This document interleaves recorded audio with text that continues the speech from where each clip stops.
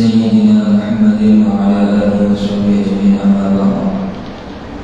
Hadirin karamin, para alim ulama, para tokoh masyarakat, wabil khusus Ustaz Haji Abdul Hasram selaku pengasuh dan tim Ma'had Masjid Baitur Rahman, yang saya hormati jajaran pengurusan Masjid Baitur Rahman dan hadirin jemaah Masjid Baitur Rahman yang dirahmati Allah.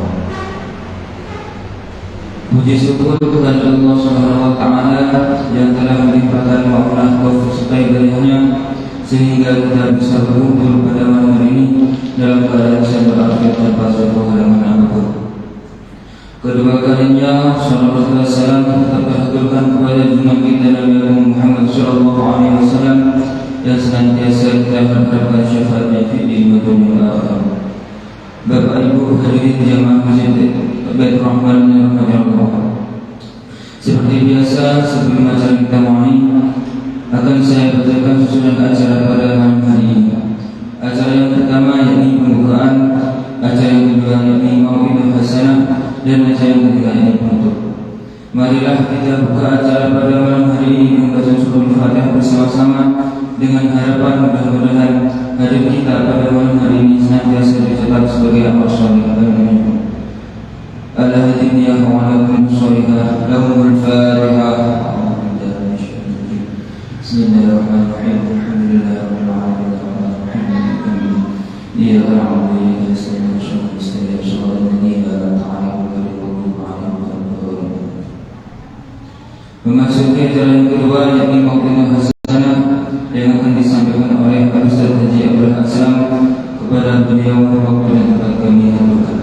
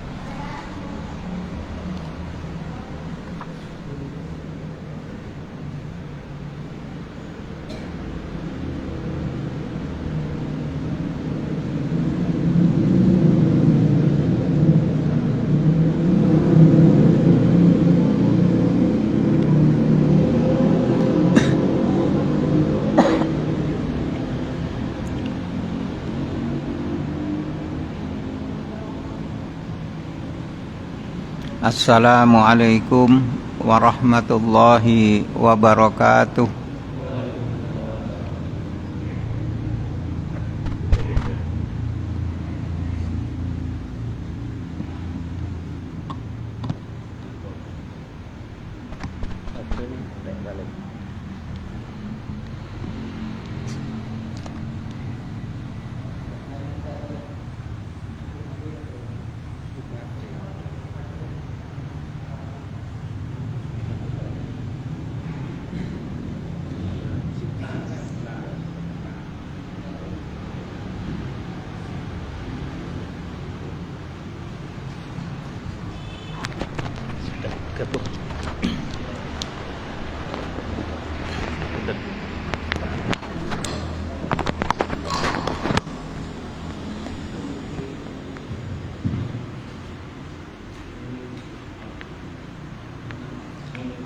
Assalamualaikum warahmatullahi wabarakatuh. Bismillah walhamdulillah Thumma salatu wassalamu ala Sayyidina Muhammad ibni Abdillah wa ala alihi wa sahbihi wa man wala wa la hawla wa la quwwata illa billah.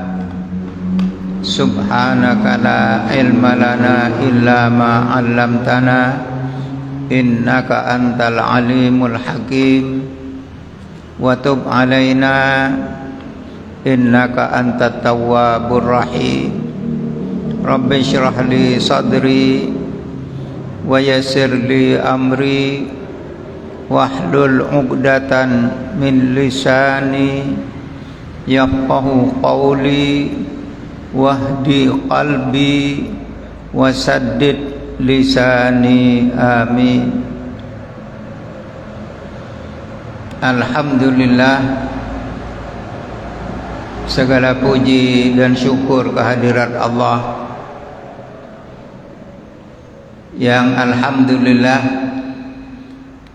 pada malam hari ini kita bisa berkumpul kembali setelah hampir 1 bulan pengajian ini libur karena memang ada banyak kegiatan.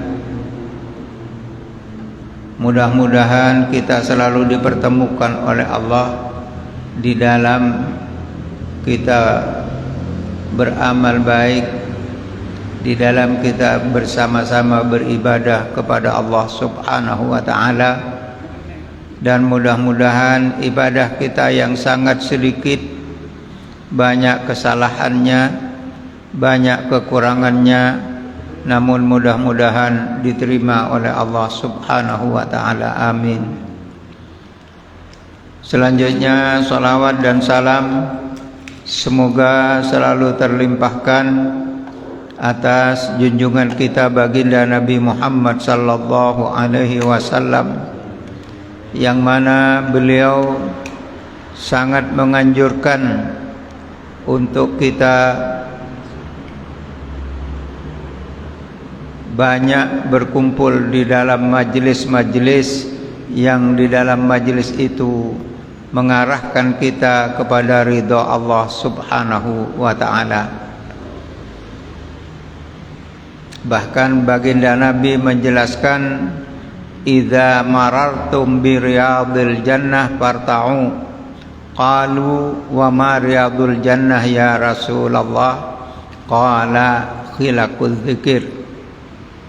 Jadi kalau kita lewat di satu majelis kapan saja, di mana saja, kita melewati kebun surga yang ada di dunia ini, maka kita diperintah oleh Rasulullah untuk mampir. Lalu para sahabat bertanya, yang mana yang dikatakan kebun surga ya Rasulullah? Beliau menjelaskan khilaqul dzikir, yaitu tempat kita berkumpul dan di majelis itu kita diingatkan kepada Allah Subhanahu wa ta'ala.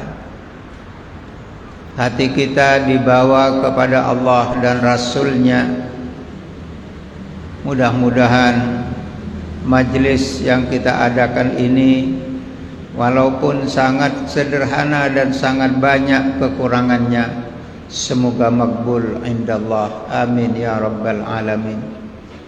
Para bapak dan saudara-saudara sekalian yang dimuliakan oleh Allah, saya tidak lupa mengingatkan, tapi saya yakin para bapak tidak lupa untuk niat iktikaf ketika duduk di masjid ini. Namun mungkin ada yang lupa, saya ingatkan niat iktikaf duduknya di majelis ini. Para bapak dan saudara-saudara sekalian yang dimuliakan oleh Allah, kita sering menghadapi satu keadaan yang di situ disebut dengan pergantian tahun.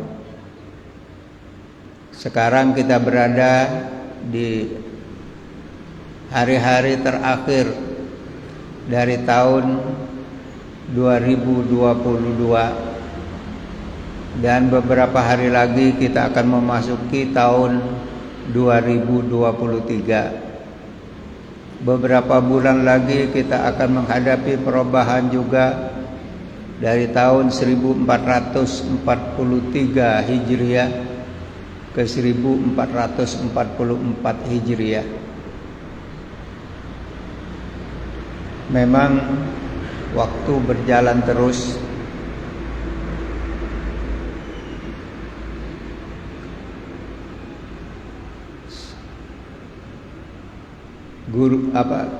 imam kita, yaitu Imam Syafi'i radhiyallahu anhu. Satu ketika beliau ditanya, "Kaifa asbahta?" Bagaimana keadaanmu pada pagi hari ini? Qala, beliau menjawab, "Tatlubuni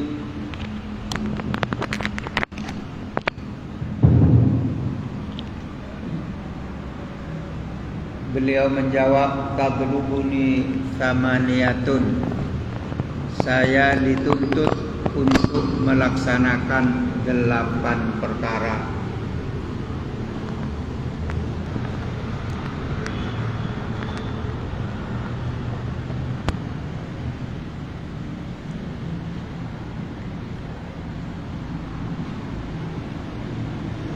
Perlu kita ketahui bahwa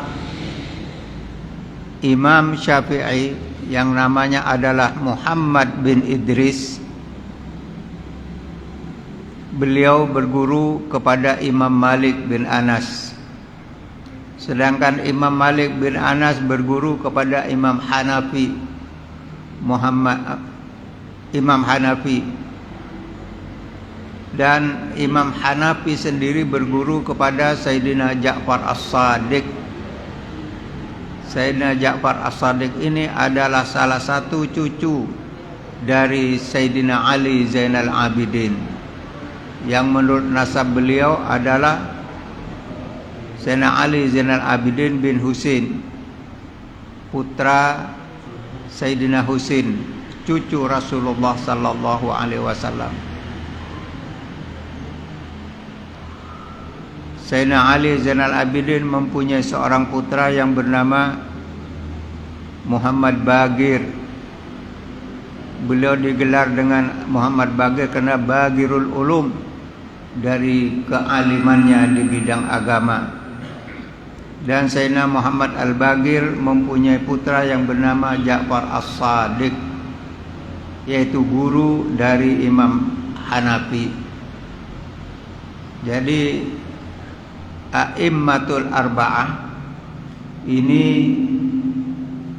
jelas bahwa sanad dari ilmu beliau adalah langsung kepada baginda Nabi Muhammad sallallahu alaihi wasallam. Ketika beliau ditanya tentang bagaimana keadaanmu pada pagi hari ini, beliau menjawab, "Tatlubuni samaniyatun." Saya dituntut 8 perkara. Yang pertama, Allah bil faraidi. Allah menuntut saya untuk melaksanakan apa-apa yang difardukan. Kita tahu bahwa sesuatu yang fardu apabila kita laksanakan mendapatkan pahala, kalau kita tinggalkan adalah termasuk dosa besar.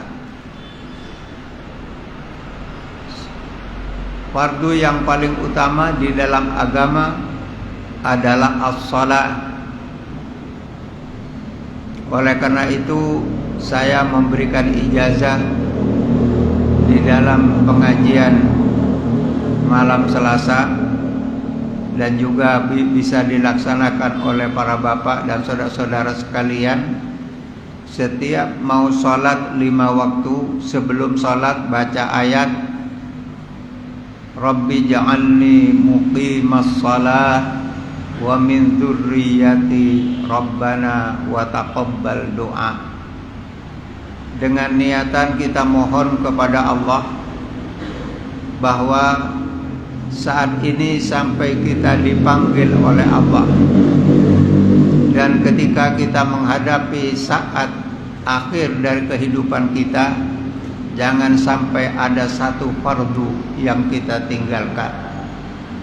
Atau menjelang kita menghadapi sakaratil maut, kita mohon kepada Allah jangan sampai ada satu waktu yang tidak kita lakukan. para bapak dan saudara-saudara sekalian, dan juga setiap kita membaca, setiap kita mau sholat, ketika kita membaca ayat tadi, kita mohon di hati kita kepada Allah, kita, keluarga kita, dan anak cucu kita jangan sampai ada yang tarikus sholat. Karena apa?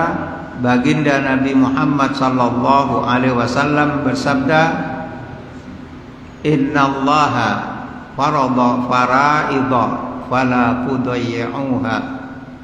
Allah mewajibkan satu kewajiban kepada kita, fala tudayyi'uha, jangan engkau sia-siakan. Oleh karena itu, para bapak dan saudara-saudara sekalian, sesibuk apapun kita, maka mari hal yang paling utama di dalam kehidupan ini jangan sampai kita tinggalkan, yaitu sholat 5 waktu.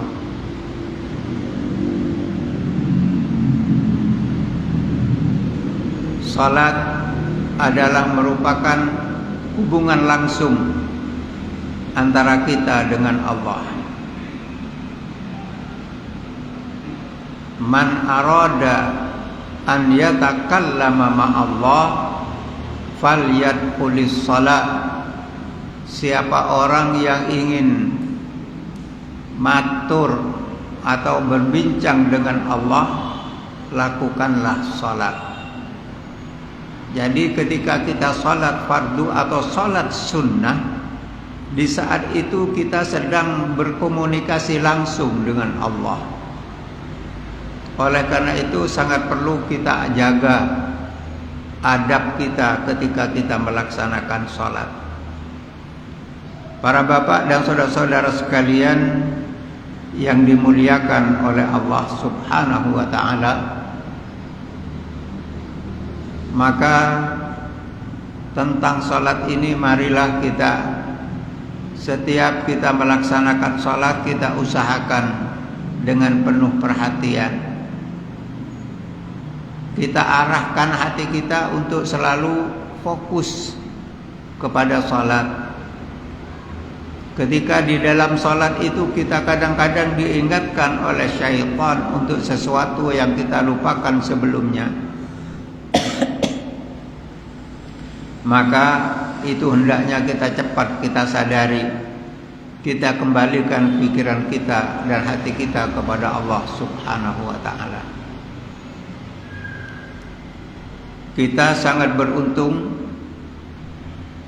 dipilih oleh Allah menjadi hambanya. Bagaimana seandainya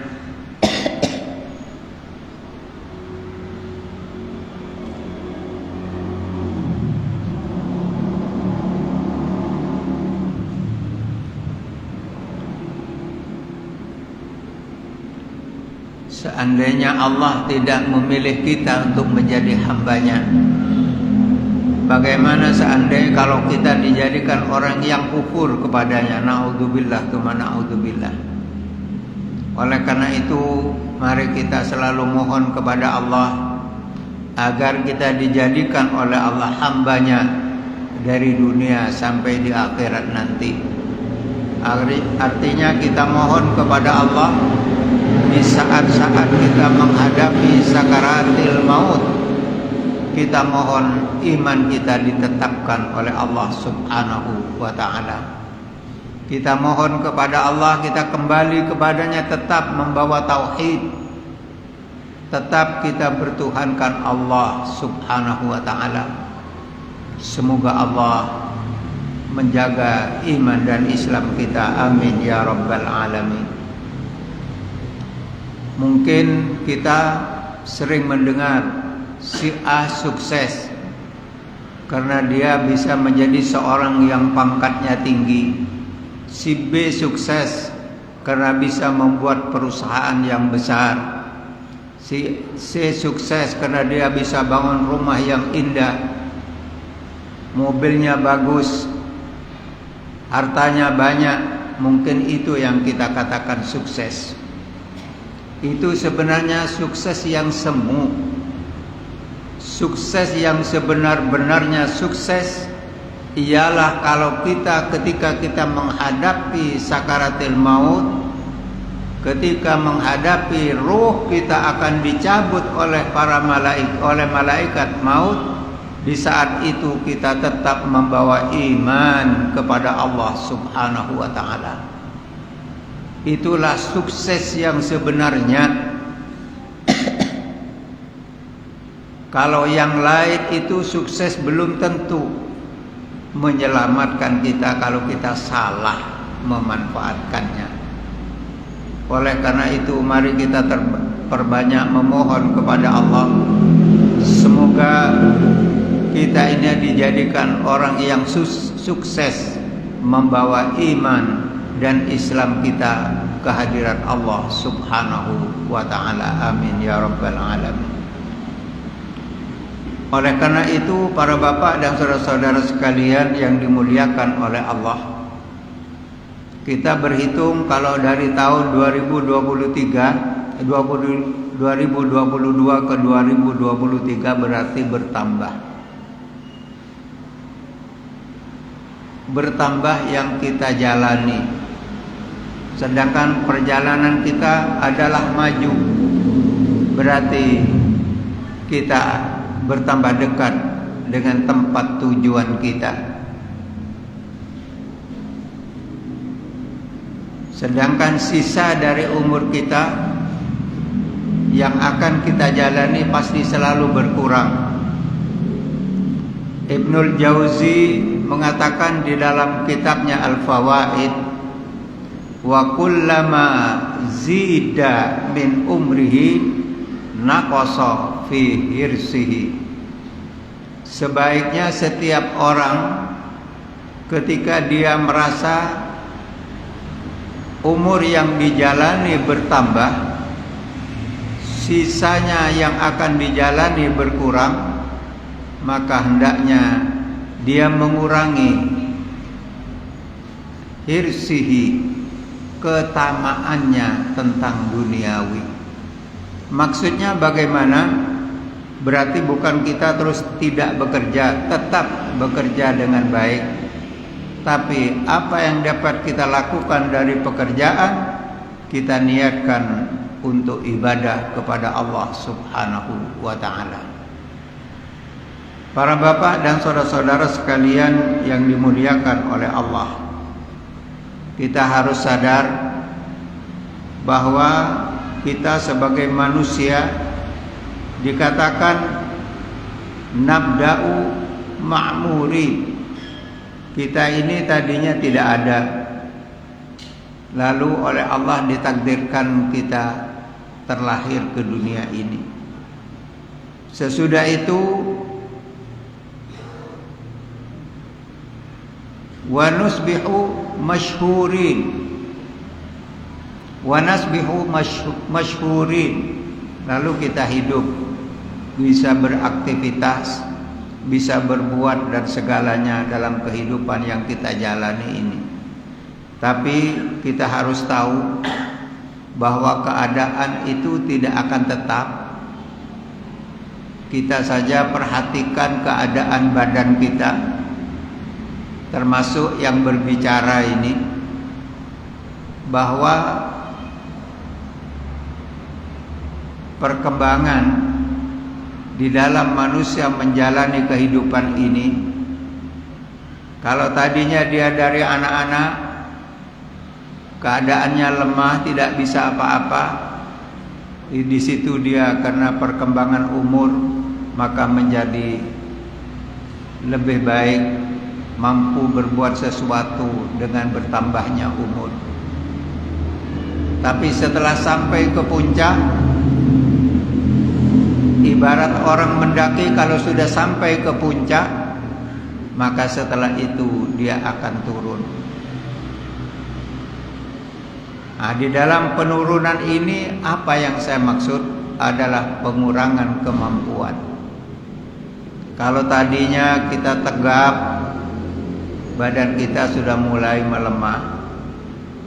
Bahkan kulit kita yang tadinya kencang Yang tadinya mulus mulai keriput karena kebanyakan kulit, dagingnya sudah mulai kurang. Mata yang tadinya jelas melihat, hatta kita memasukkan benang ke jarum. Kadang-kadang kalau kita disuruh oleh keluarga kita memasukkan benang ke jarum, kadang-kadang setengah jam tidak masuk, karena penglihatan kita sudah dikurangi oleh Allah. Rambut kita yang tadinya indah, hitam pekat, berubah warna menjadi putih. Bahkan gigi kita yang tadinya utuh, yang kita bisa makan apa saja, gigi itu satu persatu lepas tanpa pamit. Bahkan kalau di masa muda kita makan marning itu enak, tapi di masa tua rupa-rupanya sama dengan kita lihat bal-balan. Marning yang ada di mulut kita hanya pindah ke kanan dan ke kiri, tidak pernah pecah, karena gigi kita sudah tidak ada. Para bapak dan saudara-saudara sekalian, kalau tadinya kita bisa berlari dengan kencang karena kesehatan badan kita, di masa tua jangankan lari, berjalan saja sudah agak sulit. Pikiran kita yang tadinya kita cerdas, mampu menciptakan sesuatu dan berbuat sesuatu, sudah mulai berkurang. Bahkan kalau kita ketemu anak-anak, kita tanya, kalau kita masih muda, kamu sudah sekolah apa belum? Begitu kita ketemu yang sudah agak dewasa, kamu sudah kelas berapa? Kita tanya lagi, kamu sudah di SMP kelas berapa? Ketemu dengan yang sudah lebih dewasa, kita tanya, kamu SMA, ngambil sekolah di SMA yang mana? Di swasta apa negeri? Kepada yang kuliah kita tanya, kamu kuliah di mana, ngambil jurusan apa? Itu ketika pikiran kita masih normal. Lalu kita tanya, kamu sekarang bekerja di mana? Tapi begitu sudah mulai beranjak menghadapi pengurangan dari Allah, kita mulai bertanya, kawan kita sekolah dulu, kawan kita bekerja dulu, yang masih ada tinggal siapa?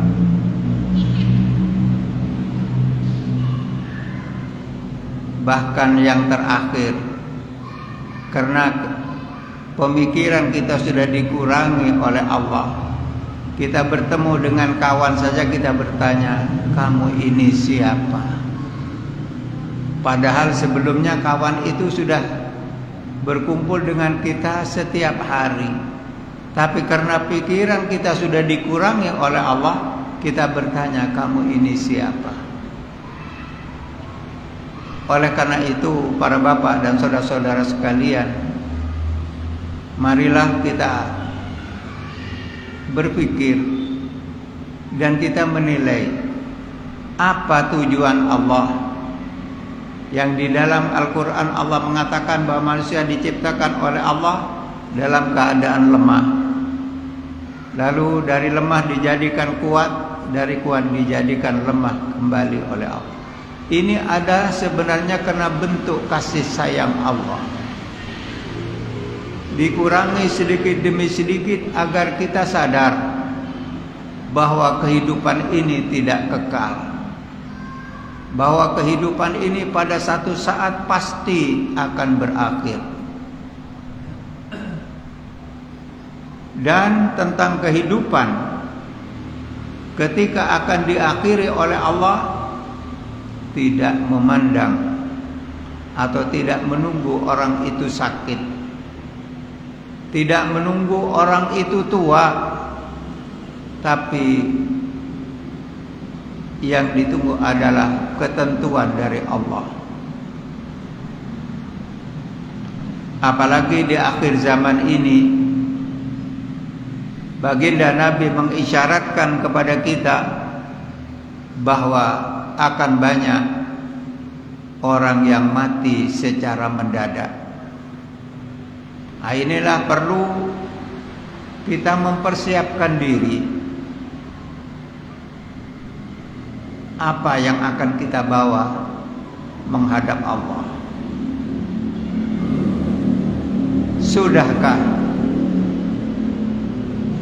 dosa-dosa yang kita lakukan, baik secara terang-terangan maupun secara sembunyi,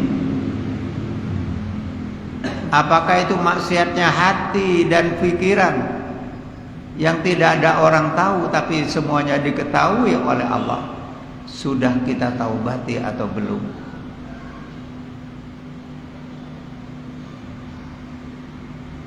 Kita perlu tahu bahwa di akhirat nanti keadaan hanya dua.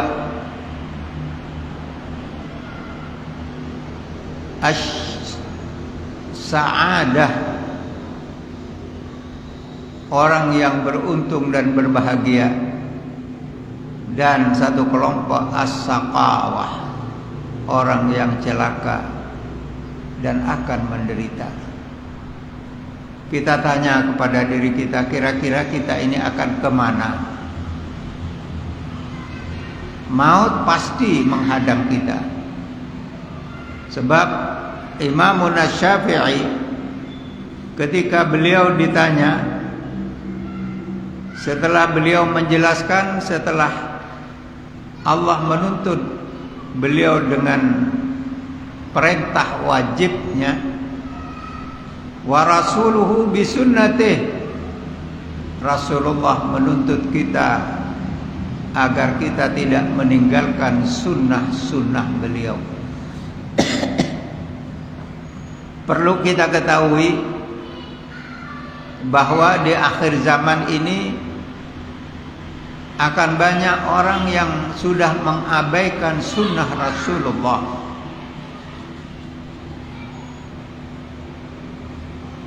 Bahkan dikatakan dia melepas sunnah Rasulullah seperti seseorang melepas pakaiannya, melepas bajunya. Sudah tidak peduli lagi dengan sunnah-sunnah Rasulullah sallallahu alaihi wasallam. Padahal beliau adalah uswah hasanah yang didatangkan oleh Allah subhanahu wa ta'ala untuk menuntun kita. Yang ketiga, katanya Imam Syafi'i, waddahru bisurufihi, perubahan waktu perlu kita cermati. Seperti yang pernah saya sampaikan, kalau dulu ketika keadaan jalan masih tidak bagus, kendaraan masih banyak, sepeda ontel, sepeda motor masih jarang, listrik tidak ada, bahkan televisi 1-2 orang yang punya, apalagi HP waktu itu tidak ada, telepon masih manual. Di situ orang Masya Allah sergap melakukan ibadah. Bahkan keberkahan itu nampak. Kalau dulu panen dalam 1 tahun cuma 2 kali, sekarang bisa 4 kali. Tapi mengapa? Barokah itu barokah yang dahulu.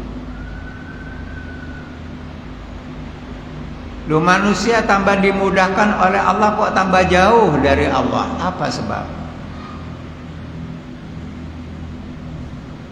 Sudah punya sepeda motor, sudah punya rumah bagus, jalannya sudah mulus, bahkan ke kampung-kampung yang dulunya becek sekarang sudah bagus, jalannya enak.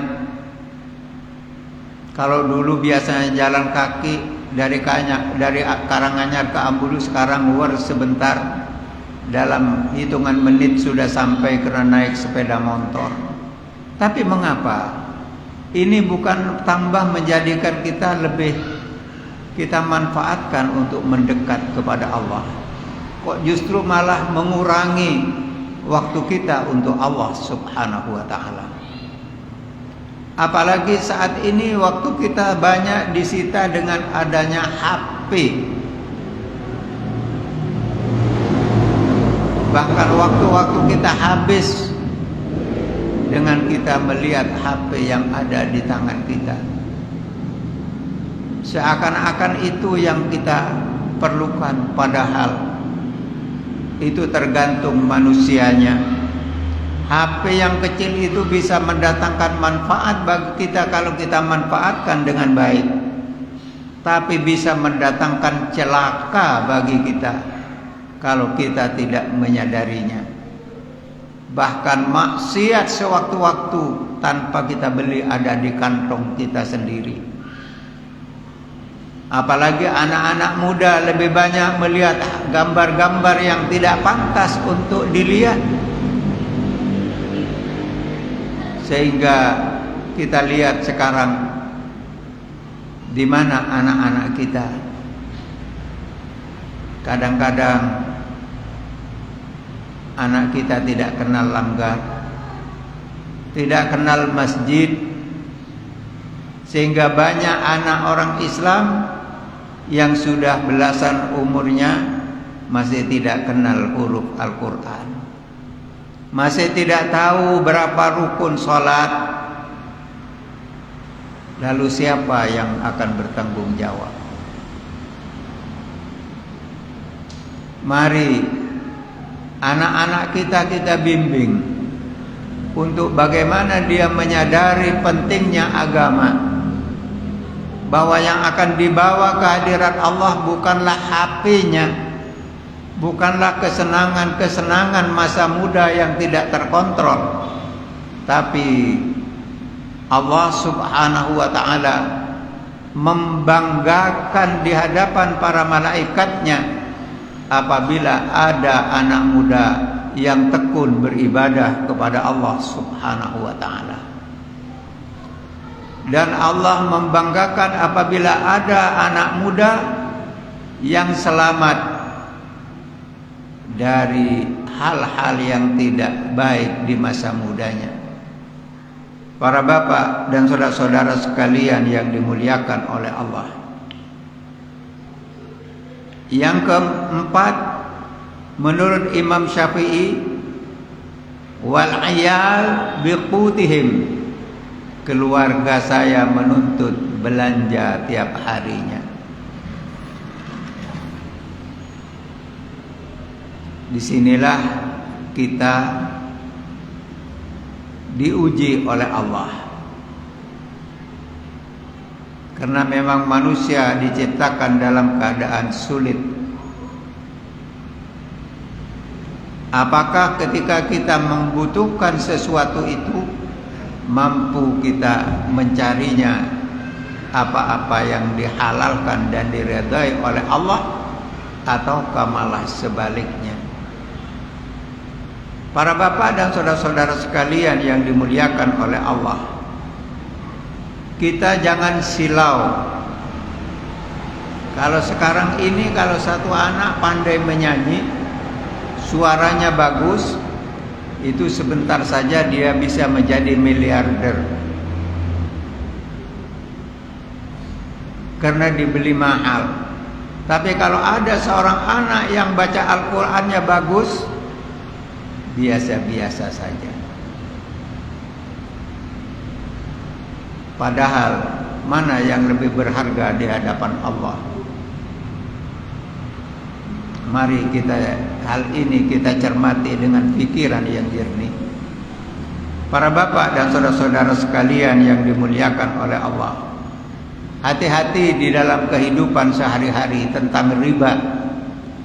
Kita lihat banyak orang yang senang ngambil uang apa? Katanya orang Madura pese buduan. Insya Allah kalau di Karanganyar gak ada.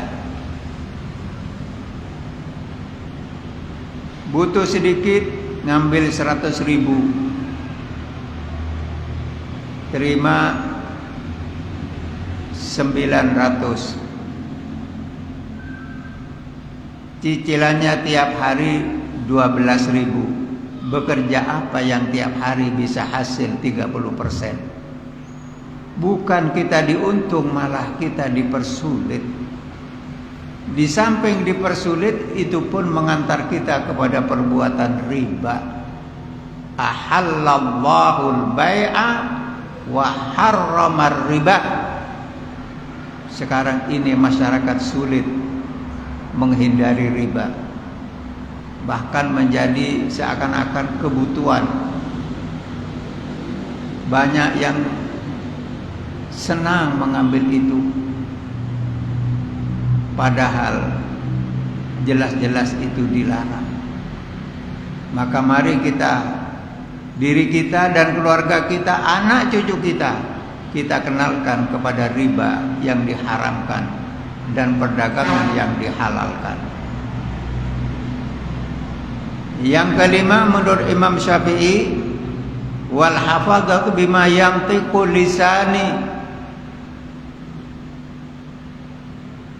Saya dituntut untuk sadar bahwa apapun yang saya ucapkan, apapun yang saya kerjakan, dicatat oleh hafadzah. Yang baik dicatat, yang jelek pun dicatat. Dan catatan itu akan kita baca kelak ketika kita berada di hadapan pengadilan Allah Subhanahu wa taala. Mudah-mudahan catatan-catatan kita yang jelek mudah-mudahan terhapus sebelum kita dipanggil oleh Allah, karena kita merasa sadar dan bertaubat kepada Allah Subhanahu wa taala. Ketahuilah para bapak dan saudara-saudara sekalian, kita jangan merasa aman bahwa besok di akhirat apa yang kita lakukan di dunia ini akan diberikan catatannya kepada kita. Kalau kita menjadi orang yang beruntung, kita bisa menerima catatan amal kita dengan tangan kanan kita. Itu adalah tanda as-sa'adah, tanda kita beruntung.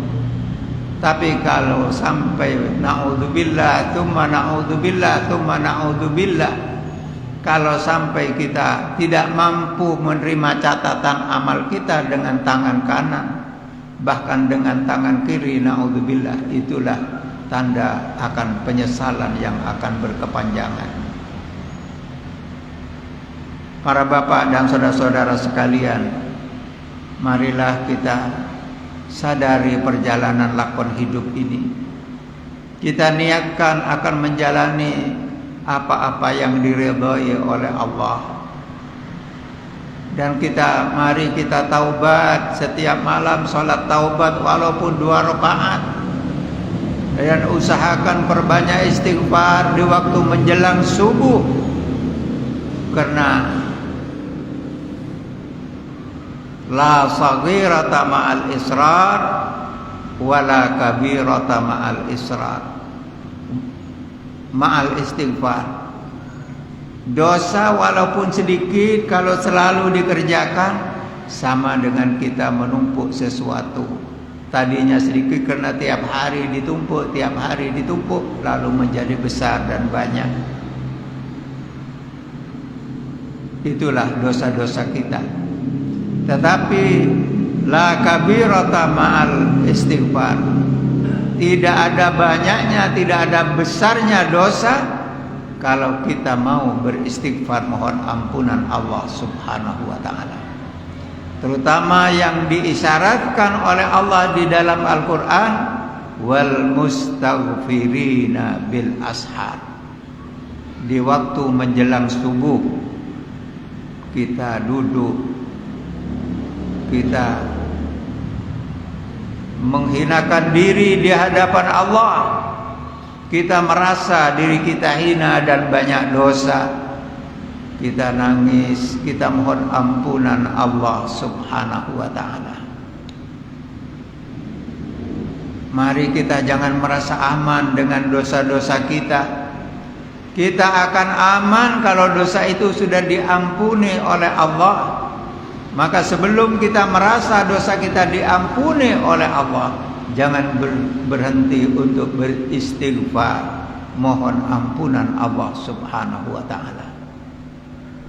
Mari ketika kita akan melakukan satu perbuatan yang tidak baik, kita ingat itu akan menambah dosa kita. Kita urungkan. Mari kita sadar bahwa telah banyak kawan yang tadinya masih duduk dengan kita, mendadak secara tiba-tiba sudah berpulang ke rahmatullah. Bahkan kawan saya baru di Ambulu, waktu malam Jumat dia berangkat ke masjid untuk sholat berjamaah. Selesai sholat dia tidak pulang, dia pergi ke tahlilan. Setelah dari tahlil dia tidak pulang, dia ke masjid sholat berjamaah Isya. Selesai sholat berjamaah Isya pulang. Di tengah jalan antara dia mau pulang dari masjid ke rumahnya, tidak sampai di rumahnya dia meninggal di tengah jalan. Siapa sangka? Bagaimana kalau hal seperti itu terjadi kepada kita dalam keadaan kita belum taubat kepada Allah? Apa yang akan terjadi?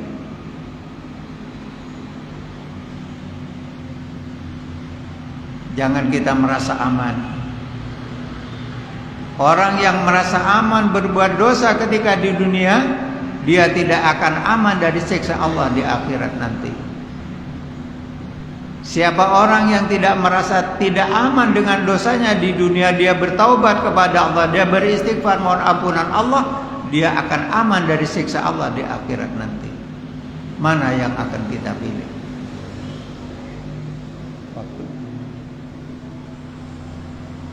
Para bapak dan saudara-saudara sekalian yang dimuliakan oleh Allah, mari, ada dua hal yang menyebabkan kita selamat dari siksa Allah. Yang pertama, maka Allah yu'adzibahum wa anta fihim. Allah tidak akan menyiksa satu kaum ketika ada Rasulullah di tengah-tengah kita. Ini ditafsirkan ialah para sahabat Nabi, tapi juga bisa ditafsirkan oleh para ulama, selama kita hidup hubungan kita dengan Rasulullah, setiap saat ketika memperbanyak salawat kepada Rasulullah, maka Allah liyu'adzibahum wa anta fihim. Berarti kita bersama Rasulullah, insyaallah itu menjadikan satu wasilah kita akan selamat dari siksa Allah Subhanahu wa ta'ala. Yang kedua, akan selamat wahum yastaghfirun, apabila kita banyak membaca istighfar, mohon ampun kepada Allah, rumongso banyak dosa, tidak merasa orang paling baik, tapi merasa bahwa butuh ampunan Allah Subhanahu wa ta'ala. Semoga Allah memberikan kita taufik dan hidayah, dijadikan kita orang yang senang berselawat kepada Rasulullah, menjaga perintah-perintah Allah yang wajib, berusaha mengerjakan sunnah Rasulullah sallallahu alaihi wasallam, menyadari tentang keadaan perubahan yang Allah adakan di dalam diri kita, dan juga kita berusaha kulil halal wa'budil jalal, ialah kita mencari rizki yang halal untuk beribadah kepada Allah, dan kita berhati-hati menjalani kehidupan dengan harapan kita mengharap rahmah, maghfirah dan ridha dari Allah Subhanahu wa ta'ala. Alhamdulillah, untuk malam hari ini saya cukupi sekian. insya Allah akan saya lanjutkan apa yang dijelaskan oleh Imam Syafi'i pada malam minggu yang akan datang kalau masih ada umur. Mudah-mudahan Allah menakdirkan kita berjumpa kembali. Amin ya rabbal alamin. Para bapak dan saudara-saudara sekalian, mari kita merenung sejenak. Mungkin hal seperti ini jarang kita lakukan. Mari kita kenang ayah dan ibu kita. Mari kita ingat-ingat, sudahkah kita ini menjadi anak yang pandai berbakti kepada ayah dan ibu kita? Atau mungkin kita ini menjadi anak yang ringan, gampang membentak ayah atau ibu kita, bahkan gampang menyakiti hati orang tua kita. Bahkan kadang-kadang kita tidak hormat kepada ayah dan ibu kita. Bahkan kadang-kadang kita lebih santun kepada kawan dari kepada ayah dan ibu kita. Mari hal ini kita sadari. Kalau itu yang kita kerjakan, mari kita berhenti. Kalau ayah dan ibu kita masih hidup, manfaatkan peluang emas untuk kita mohon redhonya. Seorang anak yang meninggal dunia dalam keredoan orang tua, ridhollah fi ridhol walidain. Keredoan Allah ada pada keredoan kedua orang tua. Mari kita tanya diri kita. Kalau ada yang berani kepada orang tuanya, tolong sadar, berhenti. Kedua orang tua kita adalah mulia di hadapan Allah. Jangan kita hina, jangan kita anggap hina. Dia adalah berjasa kepada kita, jangan kita remehkan. Kita tidak bisa membalas jasa ayah dan ibu kita. Kok malah kita berani dan lain sebagainya. Na'udzubillah. Mari hal seperti itu kita hindari.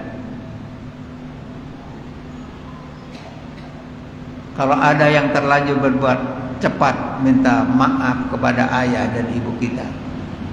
Kalau sudah meninggal dunia, mari kita perbanyak beristighfar, mohon ampunan untuk ayah dan ibu kita kepada Allah. Kita sesali apa yang telah kita lakukan dari perbuatan yang salah kepada ayah dan ibu kita. Kita sadar, kita juga menjadi orang tua. Bagaimana kalau anak kita berani kepada kita, membentak kita, sedangkan yang paling sakit dirasakan oleh seorang ibu adalah ketika anaknya membentak dia. Mari di majelis ini kita ngemis belas kasih sayang Allah. Kita mohon kepada Allah, ya Allah, terimalah amal baik ayah dan ibu kami, ya Allah. Ampuni kekurangan dan kesalahan dan kelupaannya dan dosanya, ya Allah. Itu setiap saat kita mohon kepada Allah. Kita adakan satu bacaan istighfar yang kita lakukan secara istiqomah, mohon kepada Allah agar ayah dan ibu kita diberi rahmah dan maghfirah oleh Allah. Mari di majelis ini kita sama-sama mohon. Mudah-mudahan, saya yakin para bapak hatinya bersih, dan sebab itu insya Allah doa kita dikabulkan oleh Allah. Kita mohon kepada Allah semoga ayah dan ibu kita diberi tempat yang mulia di sisi Allah Subhanahu wa ta'ala. Yang masih hidup semoga ketika kembali diberi dalam keadaan husnul khatimah oleh Allah. Ala hadhihi niyah al-Fatihah.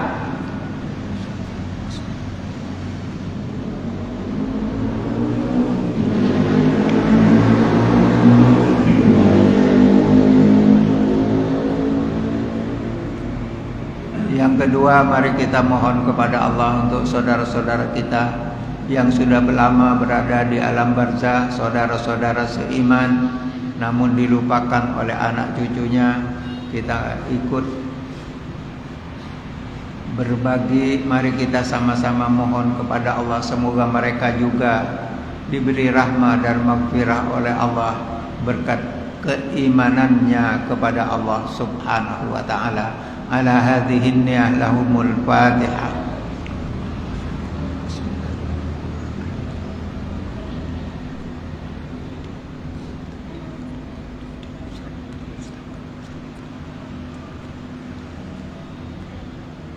Yang terakhir, kita sadar saat ini akhir zaman, godaan iman dari segala penjuru. Mari kita mohon kepada Allah semoga diri kita, keluarga kita dan anak cucu kita semoga menjadi orang-orang yang diselamatkan oleh Allah dari dunia ini, kembali kepada Allah membawa iman dan Islam, membawa rahmat dan maghfirah serta ridho dari Allah Subhanahu wa taala. Diberi tetap iman, rajin beribadah, berakhlak mulia dan mempunyai santun kepada sesama. Ala hadhihi niyyah. Al-Fatihah.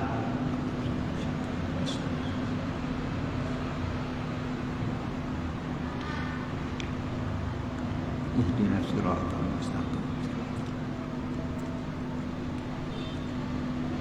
Mari kita ngemis 11 kasih sayang Allah. Mari kita ketuk pintu Allah dengan kita menyebut asmanya. Semoga apa yang ada hajat di hati kita dari hajat yang baik, baik itu duniawiyah maupun ukhrawiyah, utamanya semoga kita diberi kuat iman oleh Allah. Semoga itu dikabulkan oleh Allah Subhanahu wa taala. Yang mungkin sedang dalam kesulitan hidup semoga segera diberi jalan keluar. Yang dalam keadaan sakit semoga diberi sembuh oleh Allah. Yang masih rezekinya sangat sulit semoga diberi mudah oleh Allah. Ala hadhihi niyyah. Al-Fatihah.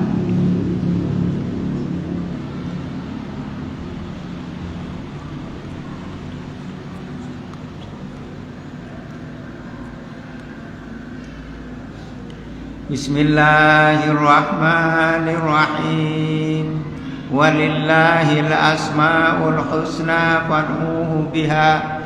Ya Allah, Ya Rahman, Ya Rahim, Ya Malik, Ya Kudus, Ya Salam, Ya Mu'min, Ya Muhaimin, Ya Aziz, Ya Jabbar, Ya Mutakabbir, Ya Khaliq, Ya Bari, Ya Musawwir, Ya Ghaffar, Ya Qahhar, Ya Wahhab, Ya Razzaq, Ya Fattah, Ya Alim, Ya Qabid, Ya Basit, Ya Khafid,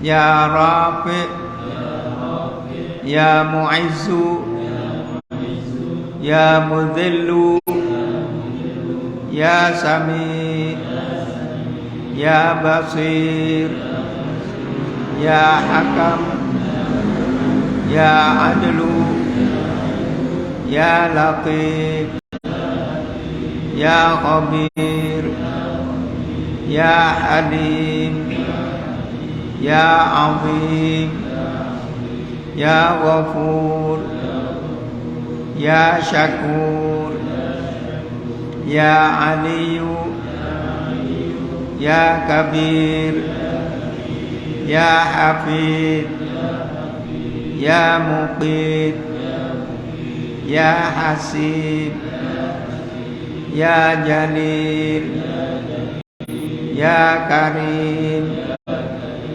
Ya Raqib, Ya Mujib, Ya Wasi', Ya Hakim, Ya Wadud, Ya Majid, Ya Ba'ith, Ya Syahid, Ya Haqqu, Ya Wakil, Ya Qawiyu, Ya Matin, Ya Waliyu, Ya Hamid, Ya Muhsi, Ya Mubdi'u, Ya Mu'id, Ya Muhyi, Ya Mumit, Ya Hayyu, Ya Qayyum, Ya Wajid, Ya Majid, Ya Wahid, Ya Ahad, Ya Samad, Ya Qadir, Ya Muqtadir, Ya Muqaddim, Ya Muakhir, Ya Awal, Ya Akhir, Ya Zahir, Ya Batin, Ya Wali, Ya Muta'ali, Ya Barru, Ya Tawwab, Ya Muntaqimu, Ya Afu, Ya Ra'uf, Ya Malikal Mulki, Ya Dzal Jalali wal Ikram, Ya Muqsit, Ya Jami', Ya Ghaniyu, Ya Mughni, Ya Mani', Ya Darru, Ya Nafi', Ya Nur, Ya Hadi, Ya Badi', Ya Baqi, Ya Warith, Ya Rashid, Ya Sabur, Jalla Jalaluh, Alladzi lam yalid wa lam yulad wa lam yakul lahu kufuwan ahad. Kurang lebihnya mohon maaf. Wassalamualaikum warahmatullahi wabarakatuh.